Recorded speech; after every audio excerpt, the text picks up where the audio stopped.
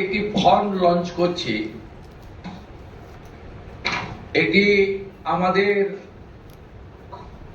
মহিলা এবং শিশু কল্যাণ দপ্তর, যার পূর্ণ মন্ত্রীর মর্যাদা আছেন মাননীয় অগ্নিমিত্রা পাল মহোদয়া, তার দপ্তরের মাধ্যমে এটি নোডাল দপ্তর। কিন্তু কাজটা যেহেতু খুব পরিধি ব্যাপক, তাই মুখ্য সচিব, অর্থ সচিবের নেতৃত্বে পুরো প্রশাসন অর্থাৎ জেলা শাসক, বিডিও, মিউনিসিপ্যালিটির ক্ষেত্রে সিও এবং কর্পোরেশনের ক্ষেত্রে কমিশনাররাও এতে যুক্ত থাকবেন এবং হোম পার্ট ডিপার্টমেন্টের সঙ্গে যুক্ত থাকবেন।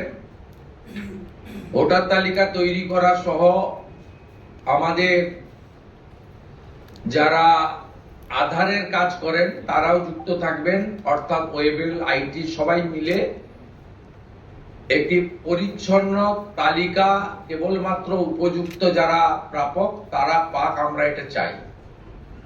যেহেতু প্রসেসটা একদিনে সকলেই ফর্ম ফিল আপ করতে পারবেন না এবং ফর্ম ফিল আপে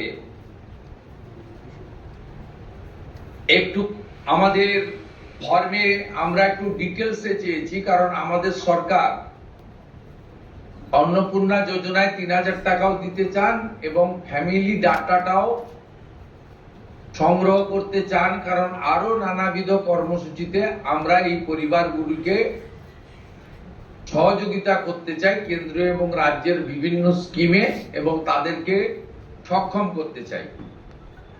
ইতিমধ্যে আয়ুষ্মান ভারতের ক্ষেত্রে আমরা যেমন বলেছি যে আয়ুষ্মান ভারতের রেজিস্ট্রেশন, এনরোলমেন্ট,